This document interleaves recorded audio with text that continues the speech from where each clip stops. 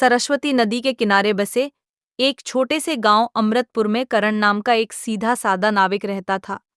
उसके परिवार में उसकी पत्नी गोमती और बूढ़ी माँ थी। करण दिन रात मेहनत करता था, लेकिन उसकी किस्मत जैसे उससे रूठी हुई थी। उसने पूरे गांव से कर्ज ले रखा था और जितना भी कमाता किसी न किसी मुसीबत में खर्च हो जाता। एक सुबह जैसे ही वह अपनी नाव के पास पहुंचा, गांव का निर्दयी साहूकार लालचंद अपने आदमियों के साथ वहां आ गया। उसकी आंखों में गुस्सा साफ दिख रहा था। उसने करण की ओर उंगली दिखाते हुए कहा, अब बहुत हो गया करण, पूरे 6 महीने से सिर्फ बहाने सुन रहा हूं। आज पैसे दे, वरना घर और नाव दोनों जब्त कर लूंगा। करण ने हाथ जोड़ते हुए विनती की, सेठ जी, बस 10 दिन और दे दीजिए, इस बार मैं आपका एक एक पैसा चुका दूंगा। लालचंद हंसते हुए बोला, ठीक है, लेकिन ये आखिरी मौका है। 10 दिन बाद या तो पैसे मिलेंगे या तू सड़क पर होगा। शाम को करण जब घर पहुंचा तो गोमती पहले से ही गुस्से में थी। उसने ताना मारते हुए कहा, कब तक ऐसे चलेगा? बाकी नाव वाले अमीर हो गए और तुम अभी भी वहीं के वहीं हो। करण ने धीरे से जवाब दिया, मैं गलत तरीके से पैसे नहीं कमाना चाहता।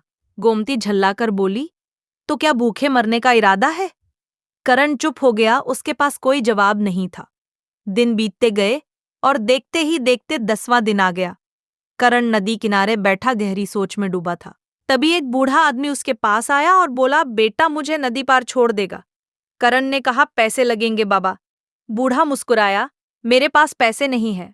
करण कुछ पल के लिए सोच में पड़ गया, फिर बोला, कोई बात नहीं, बैठ जाइए, मैं आपको छोड़ देता हूं। नाव धीरे धीरे नदी के बीच पहुंची ही थी कि बूढ़ा अचानक बोला, बस मुझे यहीं उतार दो। करण हैरान रह गया, यहां तो चारों तरफ पानी ही पानी है।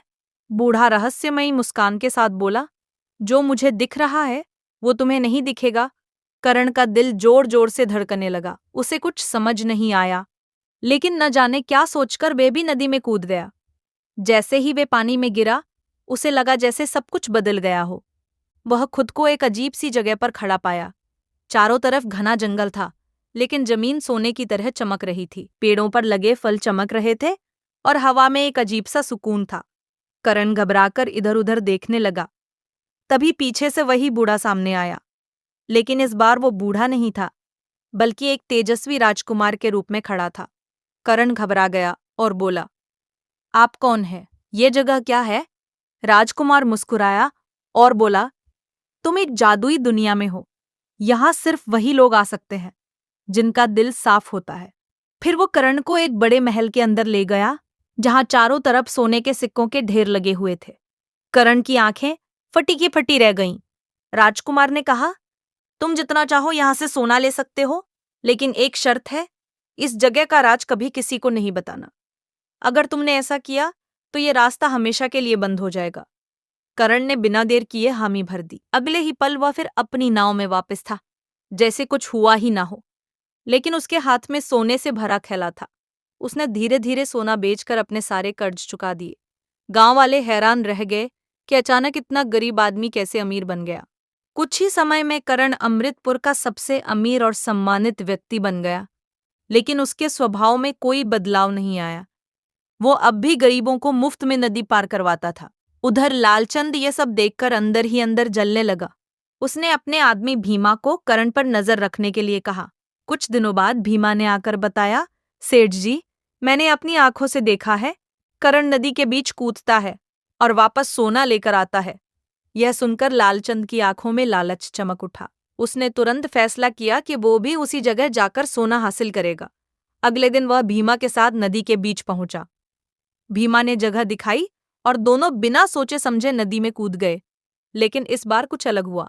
न कोई जादुई दुनिया खुली, न कोई राजकुमार आया। तेज बहाव ने दोनों को अपनी चपेट में ले लिया और कुछ ही पलों में दोनों पानी में डूब गए। करण ने जीवन भर उस रहस्य को किसी को नहीं बताया और अपनी सादगी और अच्छाई के साथ खुशहाल जिंदगी जीता रहा। उसकी कहानी ये सिखाती है कि सच्चाई और अच्छे कर्मों का फल जरूर मिलता है, लेकिन लालच इंसान को हमेशा बर्बादी की ओर ले जाता है।